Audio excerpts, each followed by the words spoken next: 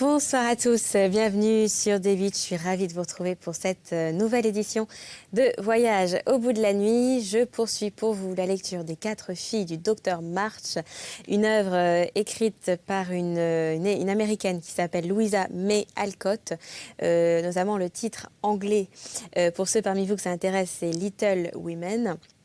Il s'agit donc du destin et de l'histoire de 4 sœurs issues de la classe moyenne américaine, cela sous fond de guerre de sécession.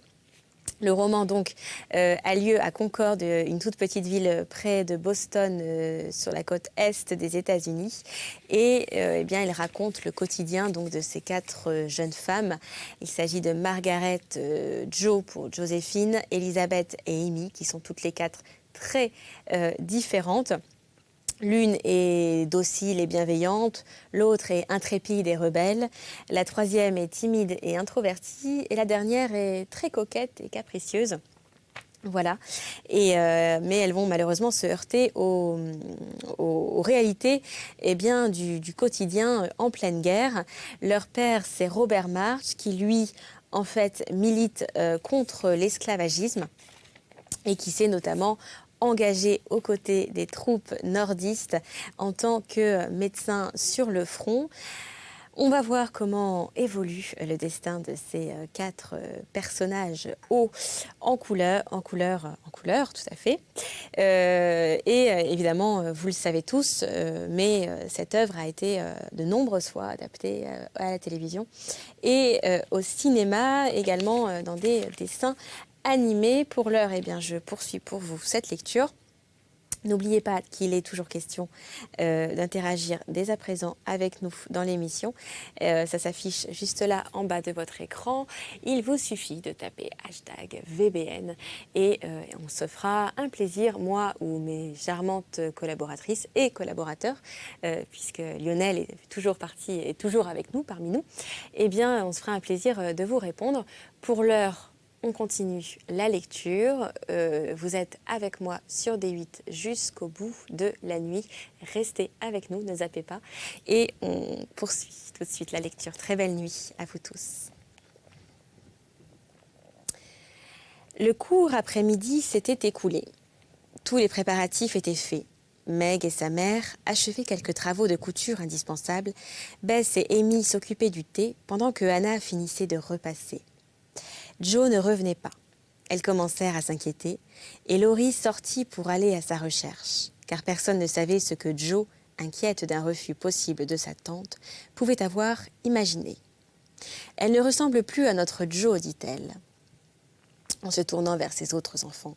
Mais nous l'aimerons encore plus tendrement maintenant. » Comme chacune se récriait et que Bess embrassait avec une sorte de piété la tête tondue de Jo, celle-ci prit un air indifférent qui ne trompa personne, et passant la main sur ses cheveux coupés courts, comme si cela lui plaisait, elle dit « Ne gémissez pas, Bess, cela n'affecte pas le sort de la nation, et ce sera bon pour ma vanité.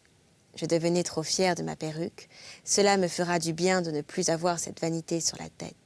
Je me sens délicieusement fraîche et légère, et le perruquier m'a assuré que j'aurai bientôt des boucles qui me donneront l'air d'un garçon, m'iront très bien par conséquent, et seront faciles à peigner. Je suis satisfaite ainsi. Prenez donc l'argent, je vous en prie, et soupons. Racontez-moi tout, Jo. Je ne suis pas tout à fait satisfaite, mais je ne peux pas vous blâmer et je ne sais pas ce que vous avez sacrifié de tout votre cœur, votre vanité, comme vous l'appelez, à votre tendresse pour votre père et pour nous tous. Je crains pourtant que vous n'ayez pas consulté vos forces et que vous le regrettiez un jour, dit Madame March. Non, certes, répondit vivement Jo, trop heureuse de ce que son action n'eût pas été entièrement condamnée. N'avez-vous pas eu un sentiment terrible quand le premier coup de ciseau fut donné, demanda Meg en frissonnant. J'ai regardé une dernière fois ma crinière, ça a été tout. Je ne pleurniche jamais pour des bagatelles comme cela. Je dois cependant confesser que je me suis sentie toute bizarre quand j'ai vu mes chers vieux cheveux sur la table et que je n'ai plus senti sur ma tête que des petits bouts courts et raides. il me semblait presque que j'avais un bras ou une jambe de moins. La femme me vit, les regardait, et m'en donna une grande mèche.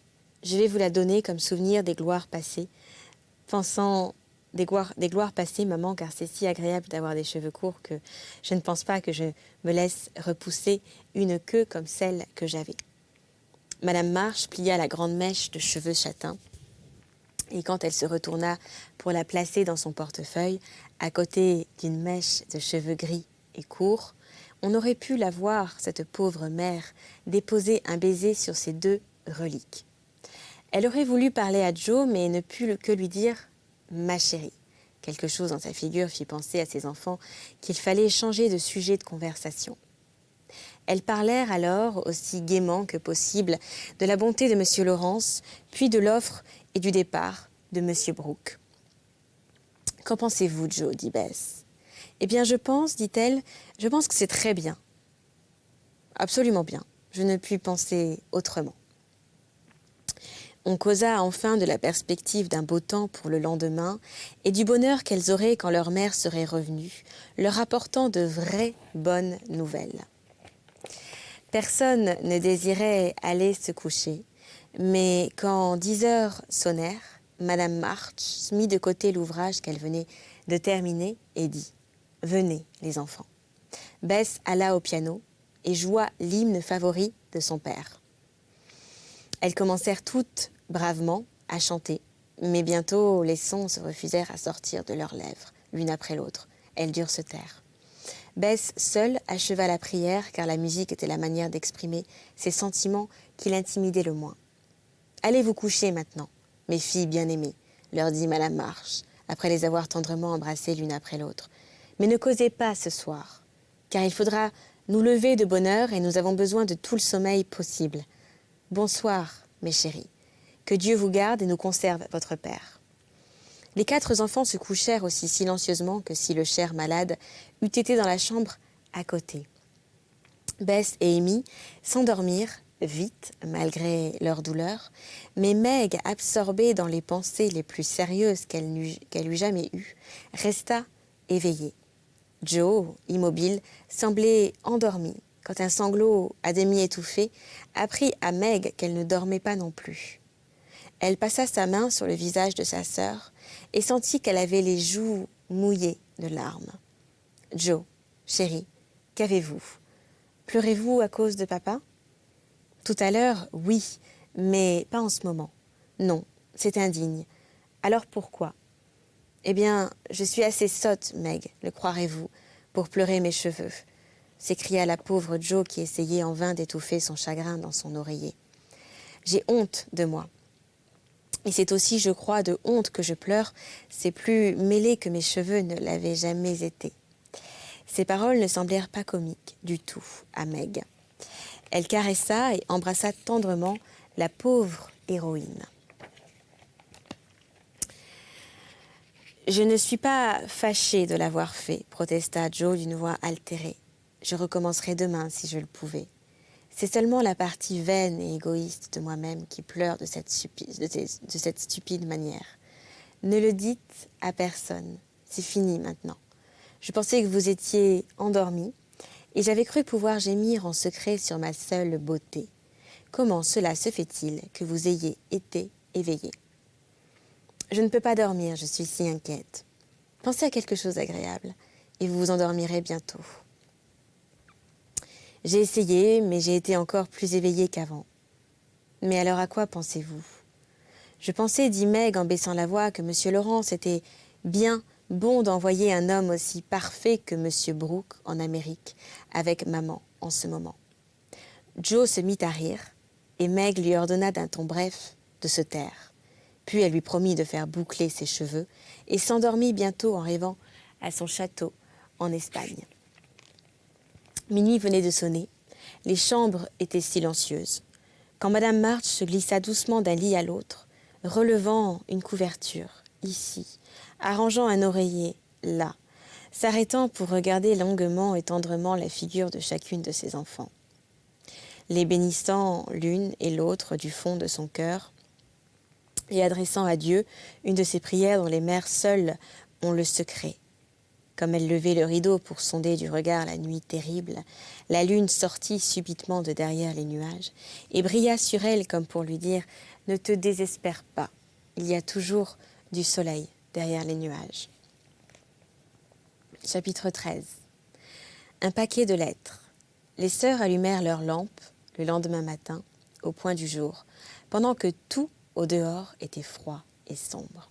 Elles convinrent, en s'habillant, de se montrer pleines d'espoir et de confiance en Dieu, en embrassant leur mère au moment du départ, afin de ne pas ajouter le poids de leur douleur à la sienne. Tout leur paraissait tout autre qu'à l'ordinaire lorsqu'elles descendirent. Le calme du dehors faisait un triste contraste avec la sombre agitation de leur petit intérieur. Le déjeuner préparé déjà avait lui aussi un air étrange. La figure de Anna ne semblait pas la même non plus. Pendant qu'elle allait et venait dans la chambre avec son bonnet de nuit sur la tête, la grande malle était toute prête dans le vestibule. Le châle et le chapeau de Madame March l'attendaient sur le canapé. La bonne mère essaya de manger avec ses filles, mais elle était si pâle et paraissait si fatiguée par une nuit d'insomnie que toutes trouvèrent leur résolution si difficile à tenir. Les yeux de Meg se remplissaient de larmes malgré elle. Joe fut plus d'une fois obligé de cacher sa figure dans sa serviette, et le visage des deux plus jeunes avait une expression grave et troublée, comme si la douleur était pour elle une nouvelle expérience. Personne ne parlait. Mais comme le moment de la séparation approchait et que déjà elles entendaient la voiture, Madame March dit à ses enfants qui étaient toutes occupées autour d'elle, l'une pliant à son châle, l'autre arrangeant les brides de son chapeau, la troisième lui mettant des caoutchoucs et la quatrième fermant son sac de voyage. Mes enfants, je vous laisse aux soins de Anna et sous la protection de Monsieur Laurence. Anna est la fidélité même, et votre bon voisin vous gardera comme si vous étiez ses propres enfants. Je n'ai pas de crainte pour vous, et cependant j'ai peur que vous ne preniez pas avec courage votre affliction. Lorsque je serai partie, ne vous désolez pas et ne vous désespérez pas. Ne pensez pas non plus que vous nous consolerez en restant inoccupés et en essayant d'oublier. Continuez à faire votre travail quotidien, sous l'œil de Dieu, comme d'habitude, car le travail est un soulagement béni. Rappelez-vous que nous avons un Père au ciel. Oui, mère. Soyez prudente, chère Meg. Veillez sur vos sœurs, consultez Anna et allez vers Monsieur Laurence lorsque vous aurez quelques difficultés. Vous, Jo, soyez patiente. Ne vous découragez pas. Ne faites pas d'action irréfléchie. Écrivez-moi souvent. Et restez, ma brave fille, prête à nous aider et à nous consoler tous. Bess, demandez du courage à votre musique. Soyez fidèles à vos petits devoirs. Vous, Amy, aidez vos sœurs autant que vous le pourrez. Soyez dociles et je veux vous retrouver toutes meilleures encore que vous n'êtes. Oui, mère, nous vous le promettons. La voiture s'arrêta à la porte. C'était l'instant difficile. Mais les jeunes filles surent se contenir. Pas une ne pleura, pas une ne courut après sa mère, ni ne se lamenta, quoiqu'elles eussent le cœur bien gros, en envoyant à leur père des messages d'amour qui arriveraient peut-être trop tard pour qu'il les reçût. Elles embrassèrent leur mère avec une sorte de calme, l'entourèrent tendrement jusqu'au dernier moment et essayèrent d'agiter leur mouchoir lorsque la voiture se mit en route. Laurie et son grand-père étaient venus dire adieu à Madame March. D'autre part, Monsieur Brooke paraissait si fort et si bon que les jeunes filles sentirent qu'elles pouvaient se reposer sur lui, des soins dont pourrait avoir besoin leur mère. Adieu, mes chéris. Dieu vous bénisse et vous garde toutes. Dit Madame March en embrassant l'un après l'autre, une dernière fois, les chers visages de ses enfants. Puis elle se jeta dans la voiture. Comme elle s'éloignait, le soleil se leva, et en se retournant pour regarder encore ses enfants, elle le vit briller sur le groupe assemblé à la porte, comme un meilleur présage. Ses filles lui adressèrent encore un sourire en agitant leur mouchoir. La dernière chose qu'aperçut Madame March fut leurs 4 gracieuses figures et derrière elles, comme un corps de réserve, le vieux Monsieur Laurence, la fidèle Anna et le dévoué Laurie. « Comme tout le monde est bon pour nous, dit-elle, en se retournant et en voyant une nouvelle preuve de ce qu'elle disait dans la figure sympathique de son jeune compagnon. « Je ne vois pas comment il pourrait en être autrement, répondit M. Brooke. Est-il une meilleure et plus aimable famille que la vôtre ?» Madame March pensait à ses filles, ne put s'empêcher de lui répondre avec un sourire d'adhésion. Ainsi, son long et triste voyage commença par de bons présages. Du soleil, des sourires, des bonnes et affectueuses paroles. « Je suis dans le même état que s'il y avait eu un tremblement de terre, dit Joe, lorsque leurs voisins les eurent quittés. On dirait que la moitié de la maison est partie, répondit Meg. Et quelle place elle tient dans notre vie, votre mère ?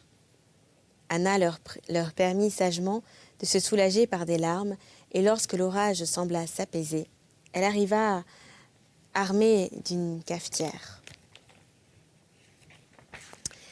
Maintenant, mes chères demoiselles, rappelez-vous ce que votre maman a dit, et ne vous désolez pas trop. Venez prendre une tasse de café, et puis mettez-vous à travailler, de manière à faire honneur à la famille. Le café était leur déjeuner favori du matin. Elle n'en avait pas tous les jours, et Anna montra un grand tact en leur donnant ce matin-là. Aucune des jeunes filles ne put résister à la bonne odeur qui s'échappait du bec de la cafetière. Elles se mirent à table, échangèrent leurs mouchoirs contre des serviettes, et 10 minutes après, tout semblait à sa place. Espérons et occupons-nous, voilà notre devise. Ainsi, voyons laquelle de nous y sera le plus fidèle, dit Joe, en avalant son café. Je vais aller chez tante March, comme d'habitude.